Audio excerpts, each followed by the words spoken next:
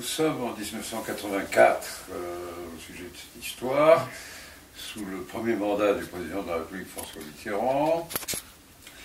Ce premier mandat avait comporté une promesse qui était de créer un service national unifié et laïque de l'enseignement. C'est-à-dire que ça comportait soi-disant une nationalisation de l'enseignement privé, général et agricole, sans faire de distinction. Et puis les choses ne s'étaient pas passées comme prévu, l'économie n'avait pas répondu très vaillamment aux sollicitations d'un programme qui insistait trop sur la relance de la demande alors que notre appareil de production était un peu bloqué. Bref, il y a eu du ralentissement et des difficultés, et les choses avaient peu bougé. Lorsque je deviens ministre de l'Agriculture, c'est-à-dire en juillet 1983, si je me souviens bien, le problème n'avait pas encore vraiment évolué. C'est à ce moment-là que le président de la République demande au ministre de l'Éducation nationale, mon ami Alain Savary, de reprendre le dossier. Et je découvre avec stupeur que le partage des attributions gouvernementales fait que la partie agricole du dossier de l'enseignement est chez moi. Et que je suis ministre de l'Agriculture, tuteur de l'enseignement agricole. Même si les problèmes sont les mêmes, collation des grades, authentification des diplômes, élaboration des programmes, modalité de rémunération des maîtres et de sélection des maîtres, etc. Tout ça sont des problèmes communs, mais leur détail d'application doit être traité dans le ministère de l'Agriculture, puisque le ministre de l'Agriculture est compétent. Nous voilà donc, mon ami Savary de son côté, moi du mien, en train de commencer des négociations. Savary était un vieil ami, nous étions devenus complices dans un combat commun contre la guerre d'Algérie, remontant à longtemps avant. C'est un homme très droit, j'avais une vraie confiance, et je n'ai pas éprouvé le besoin de marcher sur ses plates-bandes, mais le problème ne se posait pas. J'étais compétent de droit, il fallait bien prendre le dossier en charge. Nous avons eu des méthodes de négociation assez différentes. Il avait pris pour habitude de recevoir la totalité des partenaires à la fois, partenaires syndicalistes de l'enseignement public, partenaires de l'enseignement agricole privé, syndicalistes et employeurs, la fédération des syndicats d'exploitants agricoles, moi je le recevais, lui recevait les confédérations ouvrières et les fédérations d'éducation nationale de ces fédérations. Et alors, je faisais une nouvelle version du projet général après chaque audition commune. Ce qui était un peu risqué et n'a pas vraiment abouti puisqu'il n'a pas réussi en 2 ou 3 grandes séances comme ça, suivies d'une longue rédaction, à trouver de consensus. Probablement parce que je n'avais qu'une partie limitée du problème, limitée à l'enseignement agricole. Peut-être par plus grande modestie sur le fond du sujet. Je me suis résolu à m'y prendre autrement, sans qu'on se concerte, et sans que cette différence implique une critique quelconque, une adaptation au terrain plutôt. Et moi j'ai rédigé un projet de loi pour l'enseignement agricole privé, que je soumettais bilatéralement à chacun de mes interlocuteurs. J'avais beaucoup d'interlocuteurs, une quinzaine, les mêmes que lui, puisque toutes les fédérations syndicales, dites ouvrières, avaient aussi leur section d'enseignement agricole, mais qu'il y avait en plus la FLSEA, le CNGA, l'épiscopat, alors lui il avait aussi, en plus, et puis quelques organisations syndicales autonomes. J'allais très doucement et j'ai pris comme technique de conclure chacun de mes entretiens avec un partenaire bilatéral, fût-ce la FEN, fût-ce la FLSEA, fût-ce le CNGA, par une petite modification, un point donné, et puis je renvoyais l'article avec la modification en demandant les consensus. Ça marchait mieux. parce qu'on ne se heurtait pas dans des obstacles globaux. Et ça marchait doucement. J'étais très patient, j'étais bien écouté, j'étais moins directement inféodé à la discipline socialiste brutale vis-à-vis du président. J'avais marqué mes désaccords avec un certain nombre de choses. Et puis en plus, je suis protestant, ça se savait, ça me rendait un peu moins anticlérical que la moyenne des laïcs, et ça me rendait un peu plus tolérable aux catholiques qu'un athée agressif. Bref, ça se passait assez bien. Jusqu'à un jour du printemps de 1984,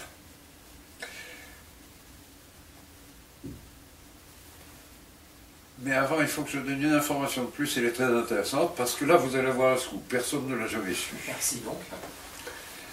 C'est que j'avais donc mes 14 ou 15 partenaires, je ne sais plus le nom, parmi lesquels le secrétaire général à l'enseignement catholique. C'était le chanoine Guiverteau qui était le patron à cette époque, et je travaillais beaucoup avec son adjoint, Fernand Girard, je crois, et aussi avec le président de l'association des parents d'élèves de l'école privée, qui était le même pour l'enseignement général et pour l'enseignement catholique, et qui était le professeur David, un homme de haute conscience, désireux de servir l'intérêt général de ses élèves, mais aussi l'intérêt public au sens le plus large, pas l'État, l'intérêt de la collectivité. Bref, un honnête homme. Nous étions entre en études.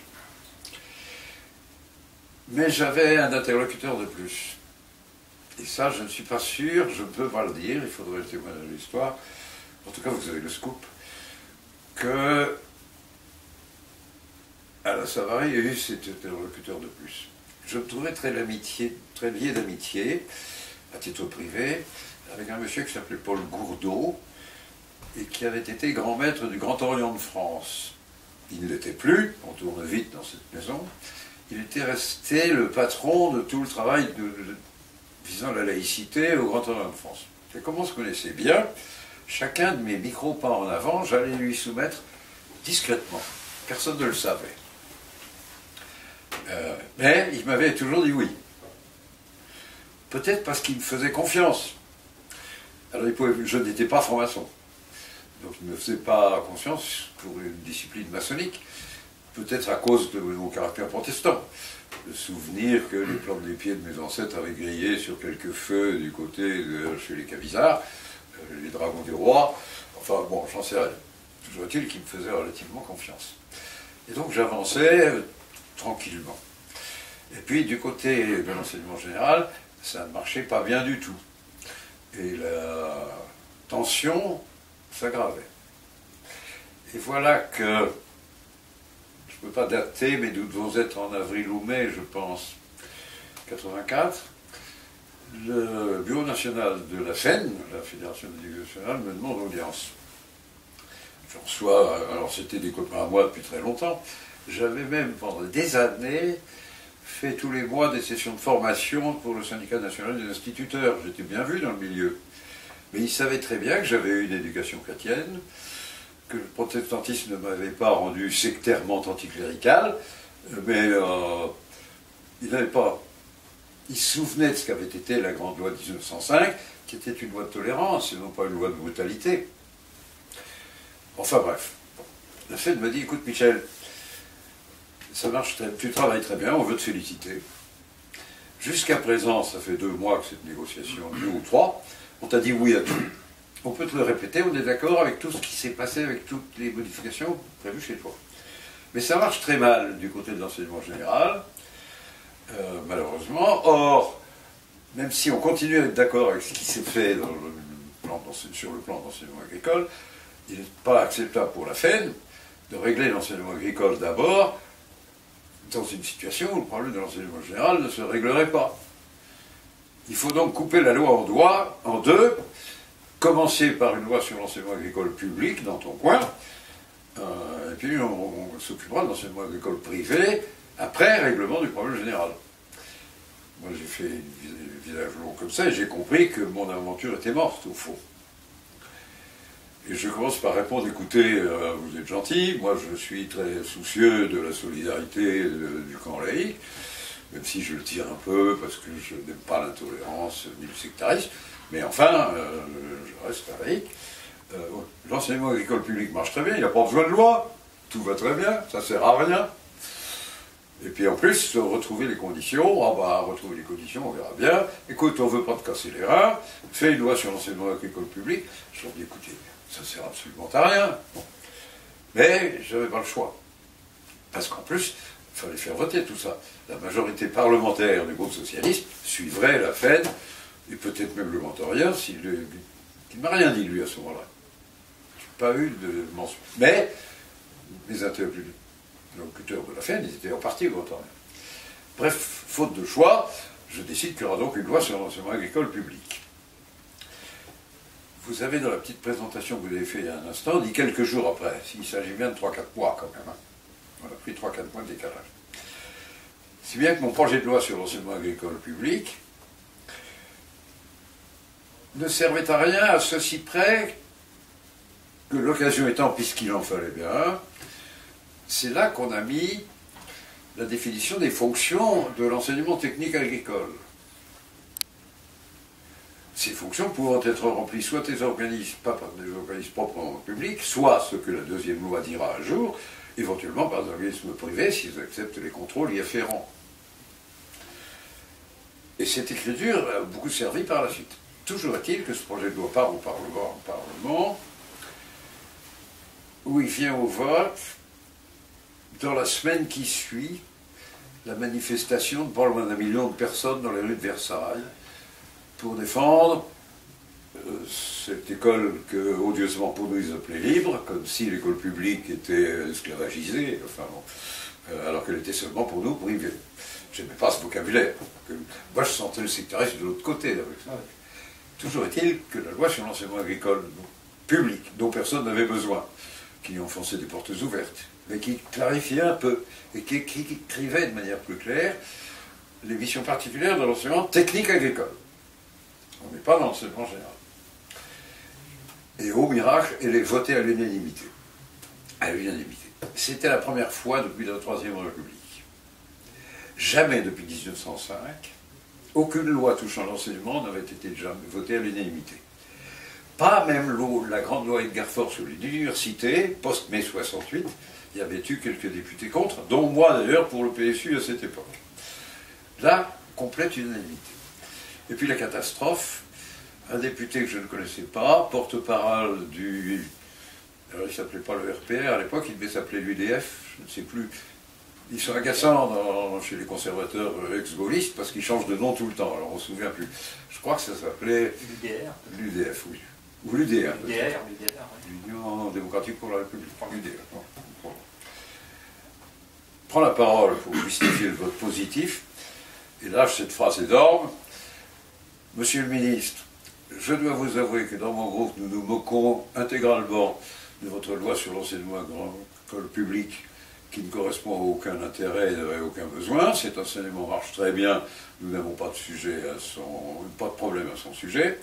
Simplement, nous allons la voter à cause du crédit que nous vous faisons pour l'enseignement agricole privé. C'était le coup de poing dans le dos, la limite. C'était immensément redoutable. C'est juste après cette prise de parole que se détériore la situation générale dans les 15 jours qui ont suivi la manifestation de milliers de personnes. La crise s'aggrave dans l'enseignement général. Il y a des amendements menaçants. La FED demande, le groupe socialiste suit, la FED des amendements durcissants. Bref, François Mitterrand, pour consolider sa majorité, insiste sur la prise en considération de ces amendements qui modifient l'équilibre. Alain Savary démissionne. Du coup, Pierre Mauroy démissionne. Le gouvernement tombe. Et le problème avec. Et ma loi, moi, elle est votée pendant ce temps-là. Parce que le Sénat a voté conforme.